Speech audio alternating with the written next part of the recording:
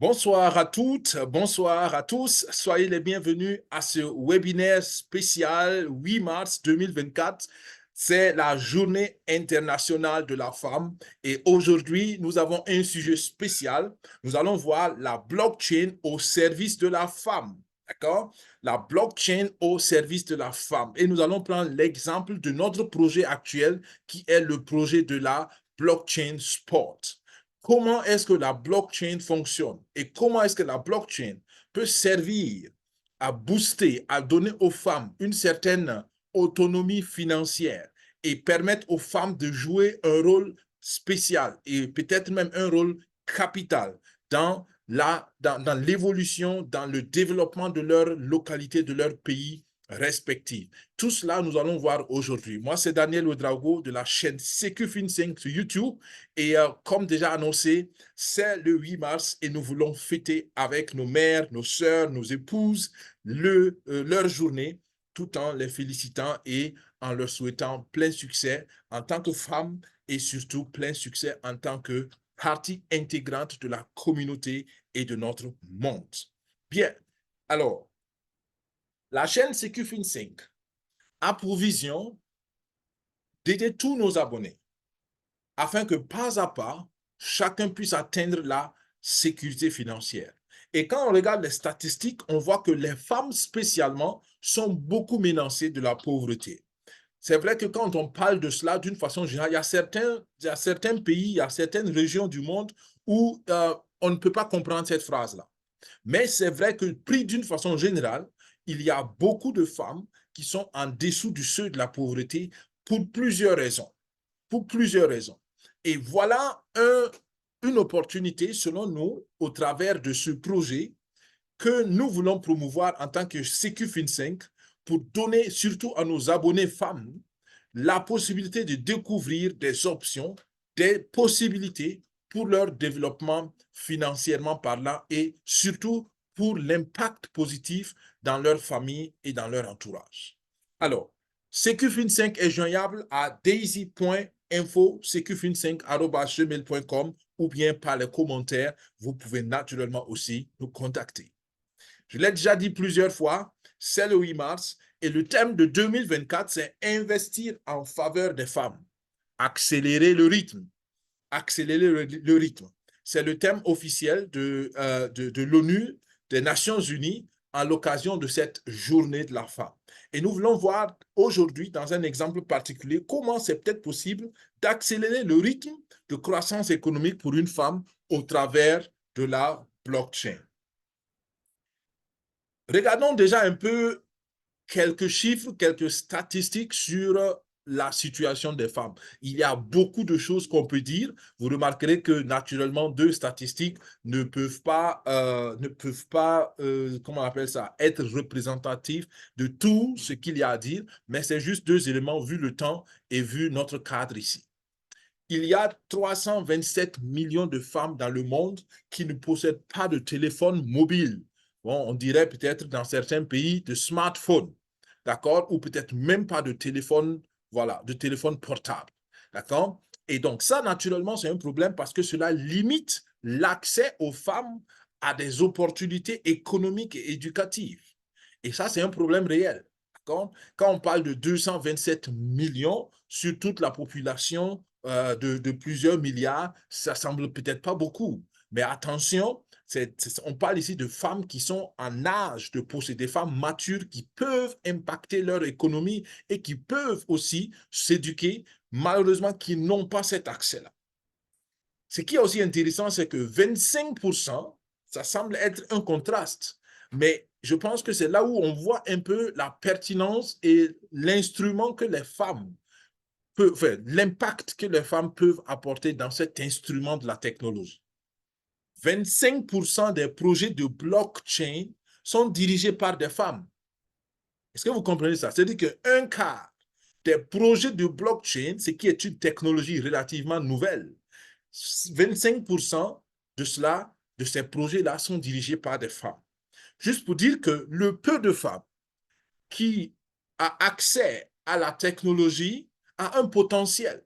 Donc, ce n'est pas une question de potentiel intrinsèque, Mais c'est juste une question d'opportunité, de contact et peut-être aussi d'intérêt.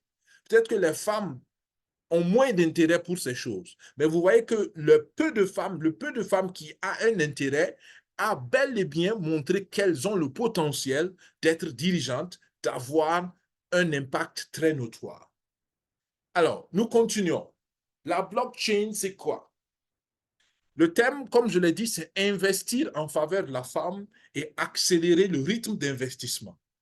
Moi, je crois que la blockchain est une technologie qui peut exactement répondre à cette vision d'investir en faveur de la femme, mais d'accélérer le rythme d'investissement, d'investir d'une façon dynamique et d'une façon accélérée. Mais comprenons déjà, c'est quoi la blockchain? Je vais garder naturellement cet exposé assez simple et très basique parce que je ne sais pas qui écoute ou qui va écouter. Donc, je vais éviter trop de termes techniques, mais la vérité, c'est que c'est de la technologie et pour comprendre les choses dans les détails, il faut naturellement à un moment donné rentrer dans certains détails techniques. Nous n'allons pas le faire aujourd'hui, dans ce webinaire parce que nous n'avons non seulement pas le temps, mais aussi je veux éviter de perdre la plupart du public parce que je sais que la plupart de ceux qui écoutent sont novices ou sont éventuellement totalement ignorants de certains éléments de la blockchain.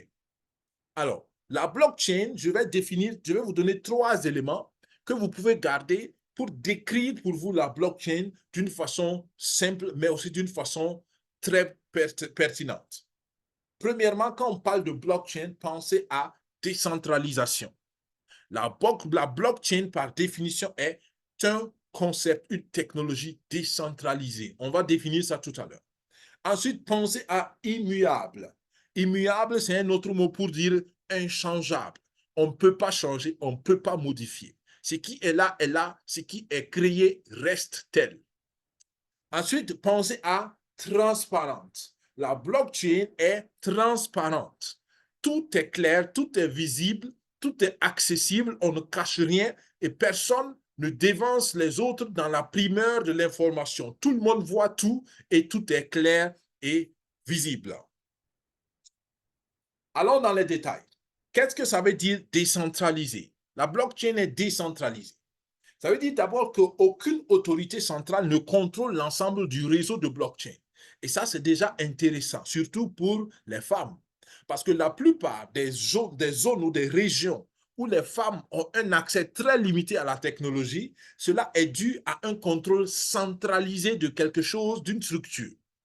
Donc, la blockchain est décentralisée. Tout le monde y a accès et aucune instance centrale ne contrôle les choses. Deuxièmement, les données qui sont sur la blockchain, c'est réparti entre beaucoup de mains. Et c'est ce qu'on appelle donc des nœuds. Donc, tout ce qu'il y a sur la blockchain est réparti dans le monde entier. C'est-à-dire que ce n'est pas quelqu'un qui possède toute l'information, mais l'information est dispatchée, est répartie dans plusieurs ordinateurs qu'on appelle aussi des nœuds. Retenez bien ce mot nœud, parce qu'on en aura besoin plus tard. Ensuite, la blockchain, à cause de son aspect décentralisé, est résistante à la censure et aux pannes. Pourquoi? Parce qu'il n'y a pas un seul point unique de défaillance. Alors, ça peut sembler un peu banal, mais la vérité, c'est que c'est très important. Le système Internet actuel, beaucoup n'en sont pas conscients, mais est-ce que vous savez que dans votre pays, on peut vous bloquer l'accès à Internet? Il y a une instance centrale qui peut décider que vous n'avez plus accès à Internet. Donc, on peut censurer Internet. La blockchain, on ne peut pas censurer la blockchain. Personne ne peut décider d'arrêter ou d'interdire l'accès à la blockchain. Ensuite, on peut attaquer le système d'un pays. On peut attaquer le système d'une entreprise parce que c'est des éléments centralisés qui donnent accès à Internet, par exemple, ou à des informations. La blockchain n'est pas attaquable dans ce sens-là parce que on peut pas, tout n'est pas à un endroit, mais l'information est séparée. OK? Ensuite, immuable. Qu'est-ce que ça veut dire immuable? Immuable veut dire qu'on ne peut pas changer le contenu. Une information enregistrée sur la blockchain ne peut généralement pas être modifiée ou effacée. On dit généralement pas parce qu'en réalité, techniquement, pour le faire ou pratiquement pour le faire, c'est très compliqué. Théoriquement, c'est faisable, mais pratiquement, c'est quasiment impossible. Ensuite, chaque nouveau bloc, parce que le nom blockchain, ça veut simplement dire une chaîne de blocs en anglais. Donc, chaque nouveau bloc contient des données, des informations, et ces données sont liées de façon cryptographique au bloc précédent. Et ça fait que on ne peut pas changer le bloc actuel sans changer le bloc passé. Et comme le bloc passé est lié encore au bloc qui le précède, donc tous les blocs sont liés entre elles et c'est difficile d'échanger un seul élément dans un bloc une fois que ce bloc est finalisé. Et rappelez-vous, qui crée les blocs, qui finalise les blocs, c'est les nœuds. D'accord? Et les nœuds appartiennent à des individus repartis dans le monde entier. Ensuite, quand on comprend cela, on comprend qu'il y a donc une transparence et une confiance qui se crée parce qu'on crée une chronique, une chronologie ou une historique immuable de transactions et de données. Et tout ça, c'est intéressant, spécialement aussi pour les femmes. Vous savez, on ne le dit pas toujours, mais vous savez que la plupart des femmes sont brimées, n'ont pas toujours les bonnes informations, surtout je parle du monde business, je parle de l'entrepreneuriat ou même du monde professionnel. D'accord? Dans certaines sociétés, dans certaines régions, les femmes n'ont pas accès à l'information toujours. Même les femmes responsables n'ont pas accès à l'information. Dans nos sociétés africaines, cela semble aussi toujours perdurer. Il y a dans certaines sociétés africaines, il y a des informations qui ne sont pas données aux femmes. À tort ou à raison, je ne le discute pas ici, mais j'ai juste vous parler du principe de l'immuabilité des données parce que dans cette retenue d'information, il y a la possibilité de changer l'information en fonction de qui détient l'information et qui parle de l'information. Donc, vous voyez que tout ça, la technologie de la blockchain amène quand même une certaine révolution, un certain changement, même dans la communication. Transparente. La blockchain est transparente. Ça veut dire quoi? Ça veut dire que toutes les transactions enregistrées sur le réseau de blockchain sont visibles par tous les participants au réseau. Tout le monde, sans exception. Les hommes, les femmes, tous ceux qui ont accès au réseau voient l'information. Et donc, cela favorise la confiance entre les parties.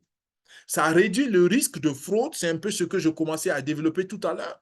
Parce que quand c'est seulement certaines personnes qui ont accès à l'information ou qui peuvent changer l'information, après, on peut les modifier aussi. Mais là, tout le monde voit l'information. Les blocs de chaîne ne sont pas changeables. Et cela permet une vérification indépendante. Ça veut dire que ce n'est pas un groupe de personnes seulement qui vérifie, mais tout le monde peut vérifier l'information, tout le monde peut valider. Vous vous rappelez, avec les nœuds, on fait ce travail-là. Donc voilà 3 caractéristiques pour vous qui peut-être n'avez jamais eu un contact ou ne comprenez pas encore c'est quoi la blockchain. Donc, décentralisation, immuabilité et transparence. Et ça, c'est une technologie révolutionnaire. Maintenant, la blockchain et la crypto-monnaie, parce que beaucoup de gens ne comprennent pas que c'est deux choses séparées. La blockchain n'a rien à voir directement avec la crypto-monnaie. Malheureusement, beaucoup ont connu la blockchain au travers de la crypto-monnaie. Donc, les gens pensent que quand on parle de crypto-monnaie, c'est automatiquement blockchain. OK, ça peut être vrai. D'accord? Crypto sans blockchain est difficile. Mais la blockchain peut exister sans la crypto. Dans ce sens, c'est possible. D'accord? Donc, blockchain, c'est la base. La crypto est venue s'attacher à la blockchain pour fonctionner. OK? Alors, la blockchain permet donc de la création et la gestion de transactions financières à l'aide de la monnaie cryptographique. C'est ça la relation entre les deux. Grâce à la blockchain, on peut créer et gérer la crypto-monnaie. Sans la blockchain, c'est impossible. Mais avec la blockchain, la crypto-monnaie peut fonctionner. Et quand on parle de crypto-monnaie, on parle généralement de deux types. Il y a ce qu'on appelle les coins ou les jetons et à ce qu'on appelle les tokens. C'est différent. La différence est un peu technique, c'est pourquoi je n'entre pas dans les détails, mais comprenez simplement que la crypto-monnaie peut être répartie dans ces deux catégories d'une façon générale. Les jetons ou les tokens sont générés grâce aux nœuds encore. On retrouve les nœuds encore. OK? Donc, dans une blockchain, on a besoin de nœuds. Et les nœuds, ce n'est rien d'autre que des ordinateurs et des programmes qui sont associés à ces ordinateurs qui permettent la génération de tokens et de jetons en fonction d'un certain nombre de protocoles ou de procédures, disons, informatiques ou mathématiques, on pourrait dire. Maintenant, les tokens permettent aussi la digitalisation d'actifs physiques. Donc, c'est tout un nouveau monde qu'on a créé grâce à cette technologie-là. Pourquoi? Parce que grâce à la tokenisation, comme on aime dire, grâce à la tokenisation, on peut, par exemple, rendre une maison digitale. Et des actionnaires ou des participants peuvent prendre des portions de la maison comme des biens digitaux, comme des actifs digitaux. Et c'est exactement le même modèle qu'être actionnaire dans une société où on possède une partie de la société grâce au certificat d'action. Donc, vous comprenez que c'est une nouvelle technologie qui ouvre de nouvelles opportunités aussi économiquement parlant. Alors, on était il y a 2 ou 3 semaines à Dubaï et Dubaï, par exemple, c'est une ville qui a très rapidement adopté la tokenisation comme un modèle de business pour les étrangers. Vous pouvez être, par exemple, en Europe ou, je ne sais pas, en Afrique quelque part, et vous avez un appartement digital à Dubaï. Vous êtes, comment on appelle ça? Vous êtes actionnaire dans une chaîne d'hôtels à Dubaï grâce au token à la partie digitale du projet que vous possédez depuis votre pays. D'accord? Donc, il y a beaucoup d'autres choses qui peuvent entrer. Et par exemple, bientôt, on va voir dans l'exemple de notre projet Blockchain Spot, on va parler de NFT. NFT. NFT, ça veut dire Non-Fungible Token. Donc, c'est des tokens spéciaux qu'on utilise pour digitaliser des personnes, pour digitaliser une œuvre d'art, pour digitaliser ce qui n'est pas séparable en temps normal.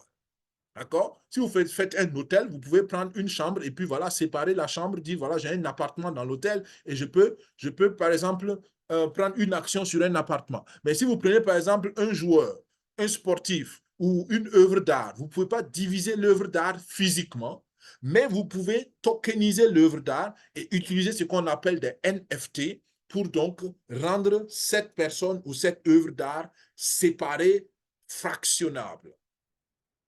OK, donc ça c'est juste un petit aperçu comment la blockchain et la crypto-monnaie travaillent ensemble. Mais comme je dis, c'est beaucoup plus profond, mais je reste assez simple, assez superficiel. Comprenez simplement que grâce à la technologie de la blockchain, on a la possibilité de créer une nouvelle forme de monnaie et une nouvelle forme d'économie qui s'appelle la crypto-monnaie, qui s'appelle par exemple la finance décentralisée, qui s'appelle par exemple la finance technologique. Donc tout ça, c'est de nouvelles branches qui sont boostées grâce à la crypto-monnaie. Donc c'est un nouveau monde qui s'ouvre à nous.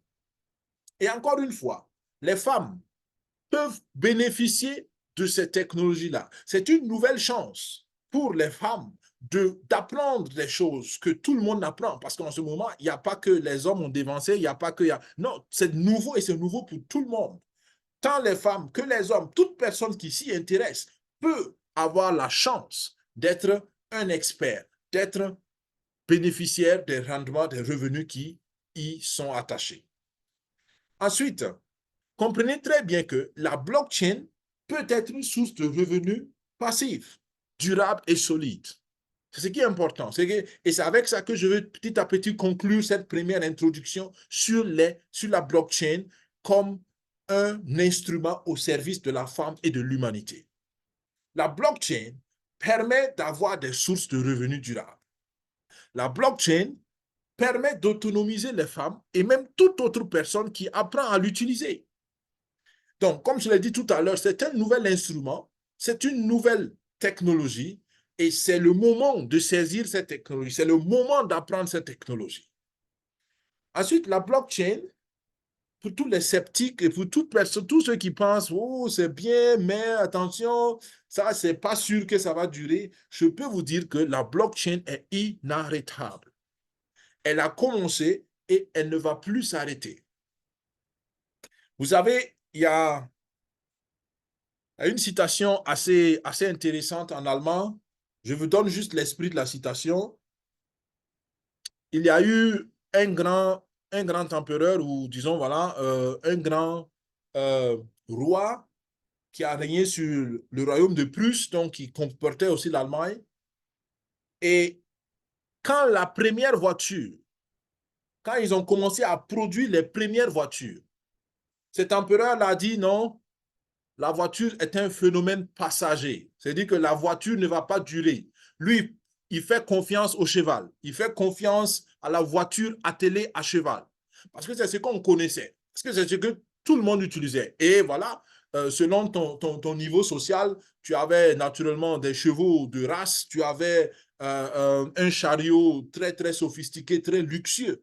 Donc, lui, il a regardé à ce qu'il y avait dans le moment. Et il s'est dit, non, ce truc-là, ce tas de ferraille qu'on appelle voiture, c'est juste un phénomène de mode, c'est juste un phénomène passager. Mais aujourd'hui, après 100 ans, 150 ans, vous et moi, vous conviendrez que la voiture est venue et la voiture est restée. Et la voiture va rester encore des années. Actuellement, on est en train de penser à passer à la voiture électrique, mais la voiture va rester. C'est le mode d'énergisation qui va seulement changer. Donc, comprenez bien que nous sommes témoins d'une innovation et ceux qui pensent que c'est un phénomène de mode, ceux qui pensent que c'est juste passager, selon moi, vous vous trompez gravement parce que cette technologie est venue pour rester. Et plus tôt vous apprendrez à la connaître, plus tôt vous apprendrez à tirer bénéfice de ça, mieux ce sera pour vous. Donc voilà donc cette première introduction pour que vous compreniez à quoi s'attendre quand on parle de blockchain, comment la crypto-monnaie en réalité est liée à la blockchain, pourquoi la blockchain est une technologie intéressante. Et je vous donne maintenant un exemple avec un projet que nous venons de commencer, un projet selon moi très pertinent qu'il faut suivre de près et pas seulement suivre, selon moi, très recommandable, un projet que je vous encouragerai, enfin, auquel je vous encouragerai à y participer. Naturellement, ça reste mon avis personnel. À vous de voir si c'est ce qui vous convient, si ça correspond à votre vision, si ça correspond à vos ambitions, à votre situation. Mais selon moi, ça vaut bien la peine d'y jeter un coup d'œil.